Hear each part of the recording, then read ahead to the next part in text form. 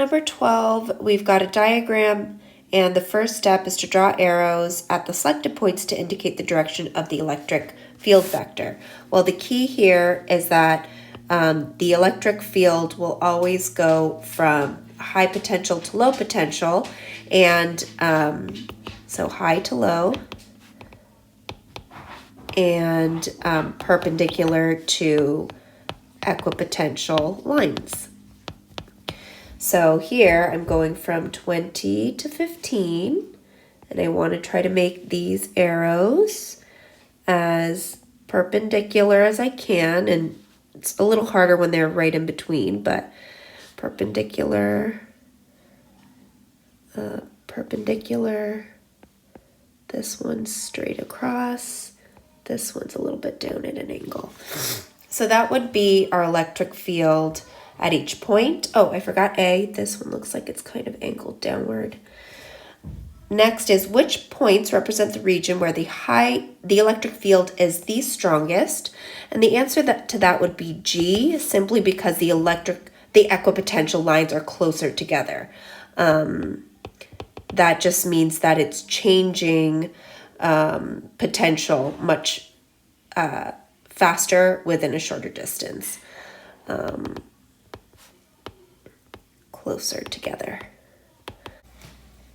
Okay, so for part C, we're trying to find the magnitude of the electric field at point 0. This is a problem where it's nice to know the relationship between all of the different variables we've been working with.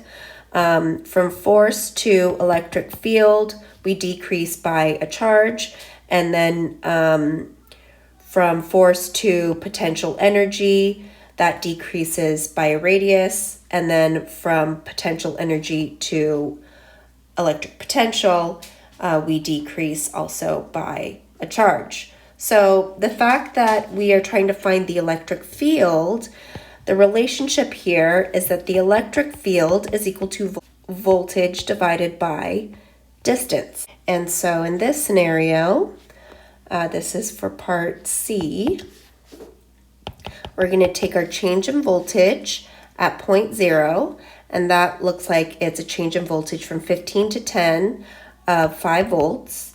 The change in distance, if I look at this distance at 0, it looks like I probably have 2 of those in here. So I divide that by 2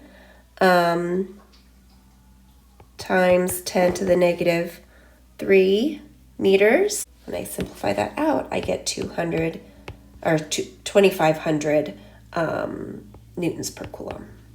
Okay, so that's C there in the corner. Find the potential difference between the following points. So all we're doing is looking at the voltage at these two lines. From A to C, A here, C here, I'm going from 25 volts to 15 volts. So the change in voltage is equal to 10. From B to F, let me use a different color. From B to F, I'm going from 15 volts to 0 volts. So that's going to give me 15 volts. From C to G, here's C to G, I'm going from 15 volts to negative 10 volts. So that gives me 25. This voltage is equal to 25. And then from C to D,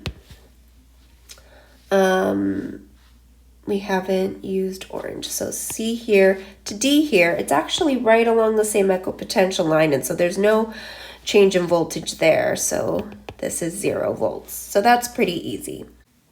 Okay, so the next part is to determine the work done by the field to move an electric charge of magnitude 1 microcoulomb from B to F. So in this scenario, our work, and this is work done by the field, is equal to negative charge times delta V. And a way of thinking about that is work is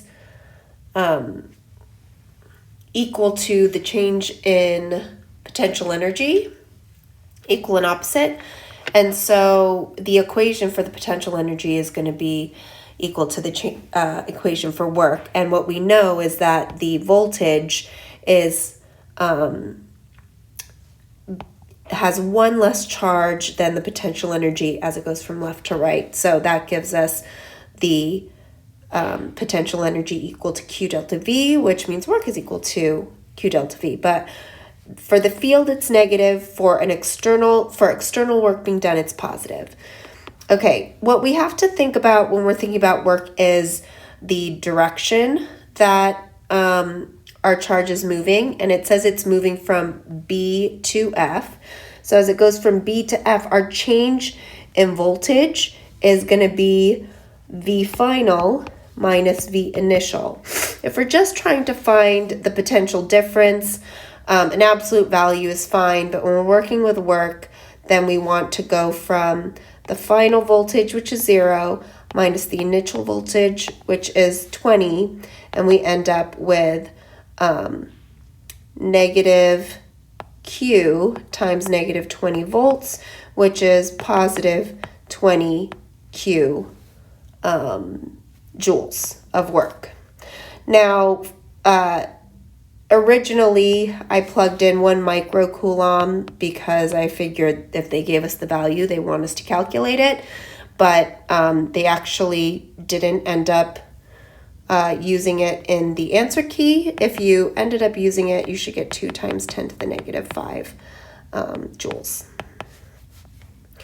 Okay, how much work would be done by the electric field to move a point charge from C to F to E to D to C? So let's follow that path. I'm going to use a highlighter, and we're going C, F, E, D, C. So from C to F to E to D and then back to C, what we notice is that we end up on the same equipotential line that we started with. And so if we are trying to calculate the work then of the field, then our change in potential would just be 0. And so the work would also be 0.